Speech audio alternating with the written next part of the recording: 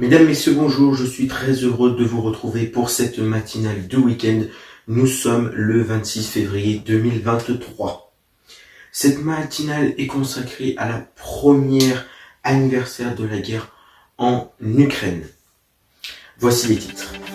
L'ONU exige un retrait immédiat des troupes. Dans le Donbass, une unité de chars proche de la ligne de front.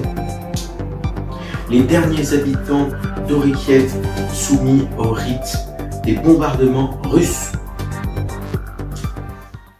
Donc, comme je vous le disais, l'ONU exige un retrait immédiat des troupes. Sur place, nous retrouvons notre correspondante de France 24, Fanny Chauvin. C'est une victoire sans surprise, mais elle est symbolique pour l'Ukraine. Après un an de conflit, l'ONU a largement voté pour le retrait immédiat des troupes russes du sol ukrainien. Ce résultat, il révèle aussi l'isolement de la Russie dans la communauté internationale.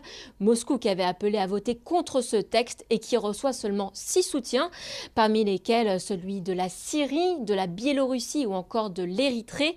Le Mali aussi a voté contre ce texte. C'est la première fois que Bamako soutient la Russie lors d'un vote à l'ONU à un moment où on aperçoit l'influence grandissante de la Russie au Mali.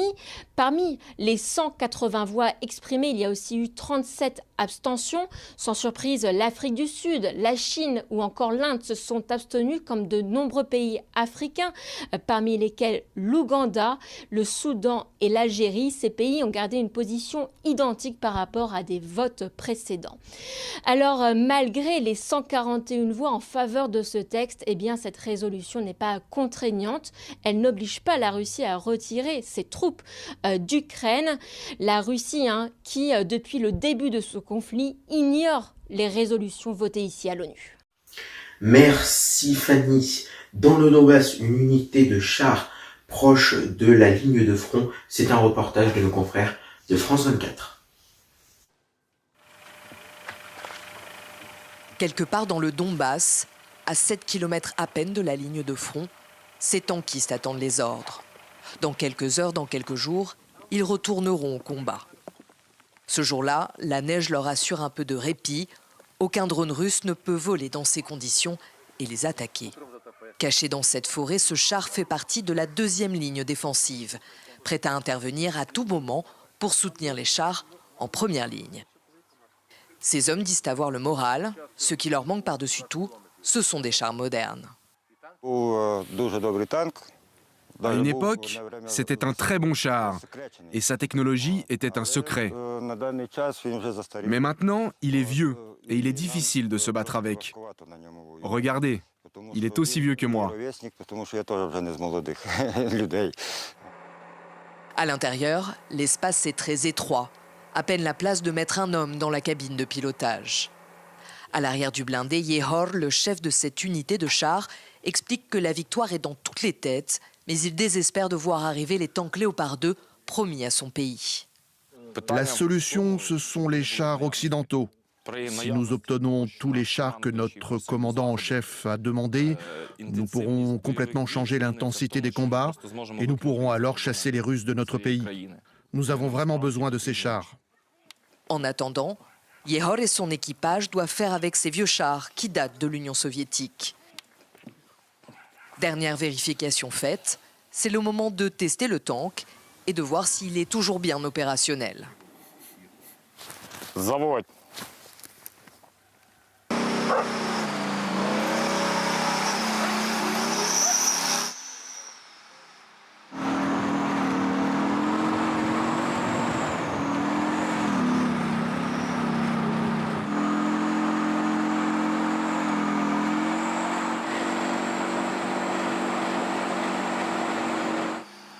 Prêt au combat, le char reprend sa position, caché entre les arbres. Yehor et Victor nous emmènent voir un autre char. Il rentre à peine du front. Depuis le début de l'invasion russe, ce blindé a détruit 5 chars ennemis. Mais il a constamment besoin d'être réparé. Ce char est un T-64, le modèle le plus répandu dans l'armée ukrainienne. Certains de ces chars ont plus de 50 ans. Voilà pourquoi les tankistes ici passent plus de 70% de leur temps à les réparer. Et ce temps perdu, ces soldats préféreraient le passer à combattre ou à reprendre des forces. C'est ici, dans cette petite maison, qu'ils trouvent un peu de chaleur après des heures passées dans le froid. Pour des raisons de sécurité, nous ne donnerons aucun détail sur sa localisation. 7 hommes vivent dans cet espace d'à peine 15 mètres carrés. À côté de leur lit, leur pactage. Ces soldats doivent être prêts à quitter les lieux le plus rapidement possible. Depuis le début de la guerre, il n'y a pas eu un moment où nous avons pu rester longtemps au même endroit. C'est trop dangereux pour les soldats et pour les machines. Plus nous restons longtemps, plus les Russes ont de chances de nous trouver. Yehor et Victor n'ont pas vu leur famille depuis des mois. Malgré le stress, la fatigue, les conditions de vie très dures, ils expliquent garder espoir.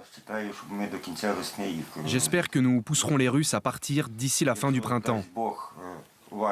Avec l'aide de Dieu et de nos partenaires, nous les expulserons de notre pays.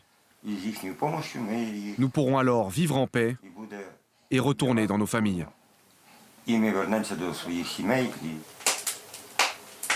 Sur le mur, ces mots qui les accompagnent partout. Slava Ukrainia, gloire à l'Ukraine. Juste en dessous des dessins d'enfants, la dernière image réconfortante qu'ils emportent avec eux avant de partir au front. Les derniers habitants d'Orikiev soumis au terrible bombardement russe, c'est un reportage de nos confrères de France 24. Arrivé à Oryriv, c'est entrer dans une ville fantôme. Sur les 14 000 personnes qui vivaient ici avant la guerre, à peine 1000 sont restées. Le paysage est apocalyptique. Presque tout a été détruit ou endommagé. Les bombardements russes se poursuivent quotidiennement. Oryriv est situé à 7 km du front. Stanislav vit ici avec sa mère de 82 ans, Valentina. Il n'a pas voulu la laisser seule. Ils n'ont pas d'eau, pas d'électricité, pas de réseau téléphonique. Malgré tout, la vieille dame ne veut pas quitter sa maison. Ma santé ne me permet plus de me déplacer beaucoup depuis que j'ai été opérée de la hanche il y a 5 ans. C'est notre terre. J'avais l'habitude de travailler les champs ici. Comment pourrais-je laisser tout cela? J'ai même construit cette maison de mes propres mains. Pour Valentina, le stress est permanent. Le son des bombes retentit jour et nuit. Que je sois effrayée ou non, cela fait plusieurs jours que je n'arrive pas à dormir. Et le matin, mes mains tremblent et ma tête tourne parce que je n'ai pas fermé l'œil. Mais nous survivons. Dans leur quartier, seules quelques maisons tiennent encore debout. Quasi tous leurs voisins ont fui. Ils ne sont plus que 5 à habiter dans cette rue. Nous nous sommes réveillés à 2 h du matin car les fenêtres et les portes ont été soufflées par une puissante explosion. Tout était en feu. Nos voisins qui étaient encore là étaient tous dans la rue. Tout a brûlé. Les rares personnes qui vivent encore dans ce quartier savent que leur ville est en danger en cas d'offensive russe. Mais ils sont attachés à leur terre, à leur maison. Toute leur vie est ici et ils préfèrent prendre le risque. Sur ce, toute l'équipe de la rédaction souhaite une bonne rentrée à la zone B et bonne fin de vacances à la zone C. C'est la fin de ce journal. Demain, vous retrouverez David Romé à 6h25 qui vous parlera de la rentrée lors de la matinale. Merci de votre fidélité. Bonne semaine. À samedi pour la matinale week-end.